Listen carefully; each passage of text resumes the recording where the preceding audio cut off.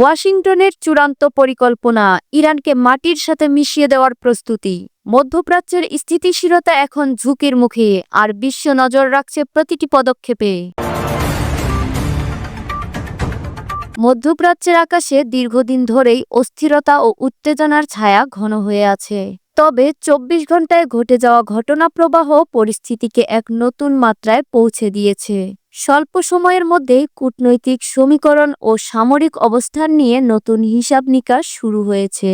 আন্তর্জাতিক বিশ্লেষকদের মতে এই পরিবর্তন আঞ্চলিক রাজনীতির পাশাপাশি বৈশ্বিক শক্তির ভারসাম্যেও প্রভাব ফেলতে পারে। মাত্র ২৪ ঘন্টার ব্যবধানে বদলে গেছে পৃথিবীর কৌশলগত মানচিত্রের বহু হিসাব নিকাশ। যে ট্রাম্পকে নিয়ে দুনিয়া ভেবেছিল তিনি যুদ্ধ থামাবেন, সেই ট্রাম্পের হোয়াইট হাউস থেকে বেরিয়ে এলো এবার ইতিহাসের সবচেয়ে ভয়ঙ্কর সংকেত। বিশ্লেষকদের মতে এবার লক্ষ্য আর শুধু ইরানের পরমাণুর স্থাপনাগুলোতে সীমাবদ্ধ নেই। নজর পড়েছে খোদ তেহরানের রাজনৈতিক ও সামরিক কেন্দ্রবিন্দুর দিকেও। একই সঙ্গে মার্কিন রণতরীগুলো সমুদ্রের বুক চিরে দ্রুত অগ্রসর হচ্ছে পারস্য উপসাগরের দিকে, যা পরিস্থিতিকে আরও জটিল ও অনিশ্চিত করে তুলছে। এই ঘটনাপ্রবাহ মধ্যপ্রাচ্যের নিরাপত্তা পরিস্থিতিকে কোন দিকে ঠেলে দিবে সেই প্রশ্নেই এখন দৃষ্টি করছে গোটা বিশ্ব। এক রাত বা দুরাতের হামলা নয়, কয়েক সপ্তাহ ধরেই ইরানকে মাটির সাথে মিশিয়ে দেওয়ার এক ভয়ঙ্কর পরিকল্পনা করছে পেন্টাগন। হঠাৎ কেন ৪০ দশকের সেই রক্তক্ষয়ী যুদ্ধের কথা মনে করিয়ে দিল আয়াতুল্লাহ খামেনি? আজ তুলে ধরব সেই আড়ালের তথ্য, যেগুলো নিয়ে মূলধারার গণমাধ্যমে খুব কমই আলোচনা হয়। এমন কিছু বিশ্লেষণ ও প্রেক্ষাপট জানাবো যা ঘটনাগুলোর ভিন্ন দিক বুঝতে সাহায্য করবে। ভিডিওটি শেষ পর্যন্ত দেখুন, কারণ আজকের আলোচনায় রয়েছে গুরুত্বপূর্ণ তথ্য, কৌশলগত ইঙ্গিত, এমন কিছু প্রশ্ন যা আপনার দৃষ্টিভঙ্গি বদলে দিতে পারে। মার্কিন প্রতিরক্ষা দপ্তর পেন্টাগনকে ঘিরে বিভিন্ন গণমাধ্যম ও বিশ্লেষক মহলে যে তথ্য ও জল্পনা ঘুরছে তা বলা হচ্ছে যুক্তরাষ্ট্র ইরানকে কেন্দ্র করে সামরিক প্রস্তুতি জোরদার করছে। যদিও এসব তথ্যের সরকারি নিশ্চিতকরণ এখনও স্পষ্ট নয়, তবুও কূটনৈতিক অঙ্গনে আলোচনা তুঙ্গে। আপনারা যারা মনে করছেন এটা কেবল ছোটখাটো সার্জিক্যাল স্ট্রাইক, তারা আসলে ভুল ভাবছেন। এবার হামলা হবে কয়েক সপ্তাহ ধরে, কারণ যুক্তরাষ্ট্র চায় ইরানের কোমর ভেঙে দিতে। লক্ষ্য শুধু নির্দিষ্ট স্থাপনা নয়, বরং সামরিক অবকাঠামো, কমান্ডো কাঠামো এবং কৌশলগত সক্ষমতার উপর চাপ সৃষ্টি করা হতে পারে মূল উদ্দেশ্য।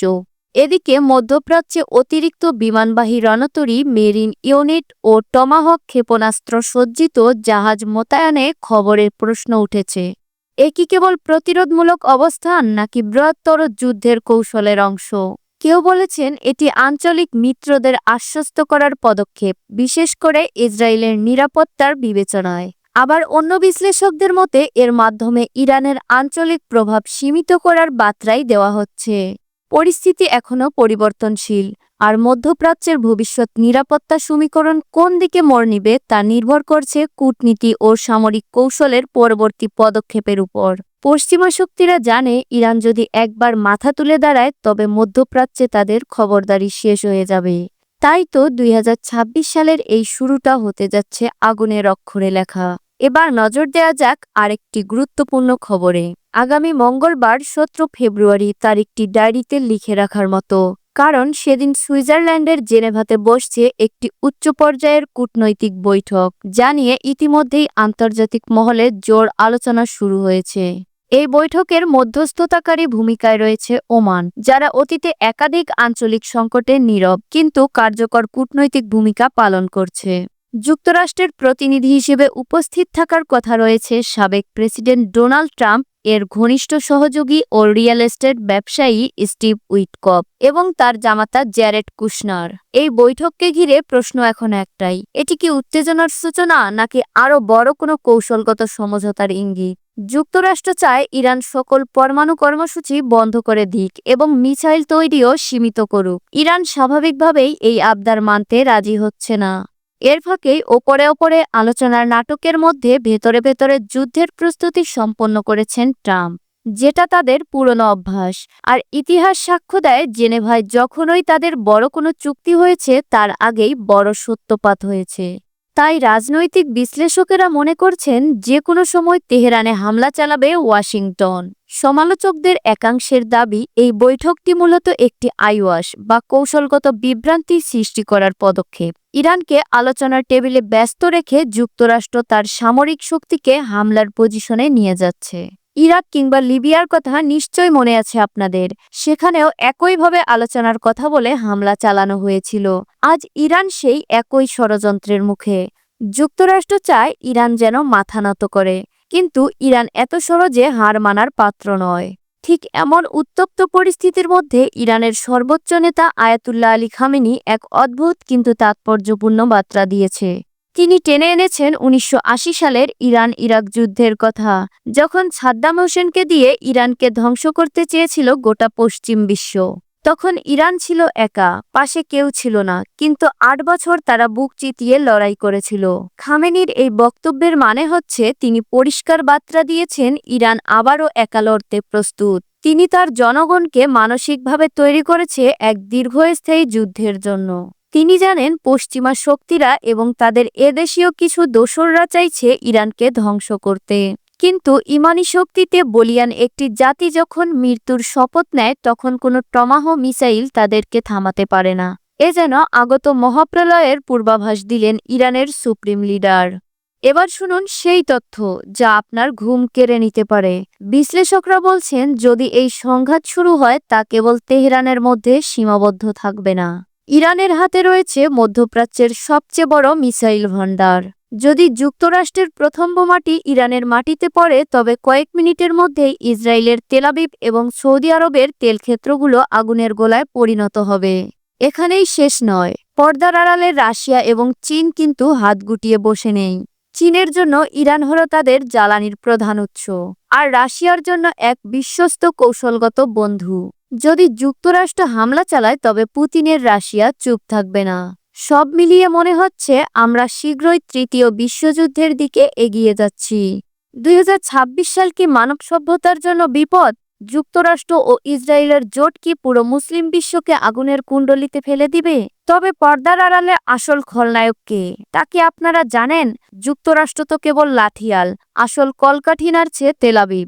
ইসরায়েলের গোয়েন্দা সংস্থা হোয়াইট হাউজে এমন এক ফাইল পাঠিয়েছে যেখানে দাবি করা হয়েছে ইরান মাত্র কয়েক সপ্তাহ পরে তাদের প্রথম পারমাণবিক বিস্ফোরণ ঘটাতে পারে।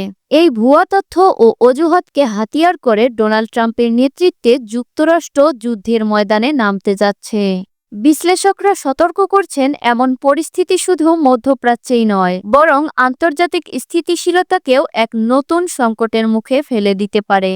আপনি কি লক্ষ্য করছেন, যখন ওই মধ্যপ্রাচ্যের শান্তির সম্ভাবনা দেখা দেয় তখন ওই ইসরায়েল কোনো না কোনো উস্কানি ছুড়ে দেয়। এবার তাদের লক্ষ্য স্পষ্ট, যুক্তরাষ্ট্রের কাঁধে বন্দুক রেখে ইরানকে সামরিক শক্তিতে চিরতরে পঙ্গু করা।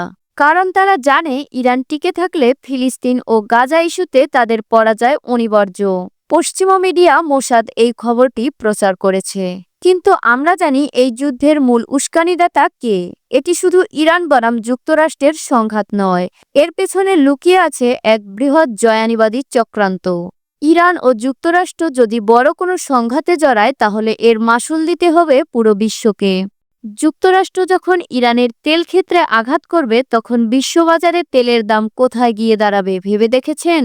এর ফলে আমাদের মতো উন্নয়নশীল দেশগুলোর অর্থনীতি ধ্বংস হয়ে যাবে। এটা কেবল যুদ্ধ নয়, এটা মুসলিম দেশগুলোকে ভিখারি বানানোর এক ষড়যন্ত্র। এই অবস্থায় সবচেয়ে গুরুত্বপূর্ণ প্রশ্ন হলো, এই সংঘাত কি শেষ পর্যন্ত মুসলিম বিশ্বকে ঐক্যবদ্ধ করবে? ইতিহাসে দেখা গেছে যখনই কোনো মুসলিম দেশ আক্রান্ত হয়েছে সাম্রাজ্যবাদী শক্তিগুলো ডিভাইড অ্যান্ড রুল পলিসি খেলেছে, কিন্তু এবার পরিস্থিতি ভিন্ন। ইরান আজ একা নয়, তাদের প্রক্সি বাহিনীগুলো ইয়েমেন থেকে শুরু করে লেবানন পর্যন্ত ছড়িয়ে আছে। তাই আশার আলো দেখাই যায়। যদি যুক্তরাষ্ট্রের প্রশাসন মনে করে তারা কয়েক সপ্তাহ বোমা মেরে ইরানকে গুহায় পাঠিয়ে দেবে তাহলে তারা বোকার স্বর্গে বসবাস করছে। এই যুদ্ধ শুরু হলে তা হবে পশ্চিমা আধিপত্যের কাফিনের শেষ পেরেক। রাশিয়ার অত্যাধুনিক S-400 মিসাইল সিস্টেম আর চীনের স্যাটেলাইট প্রযুক্তি কি ইরানকে সাহায্য করবে না? ২০২৬ সাল হতে পারে সেই বছর যখন পৃথিবীর ক্ষমতার ভারসাম্য পশ্চিম থেকে পূর্বে সরে আসবে। আমরা কি এক নতুন খিলাফত বা শক্তিশালী মুসলিম জোটের উত্থান দেখব, নাকি সাম্রাজ্যবাদীদের বুটের নিচে পিষ্ট হব, তা সময়ই বলে দিবে।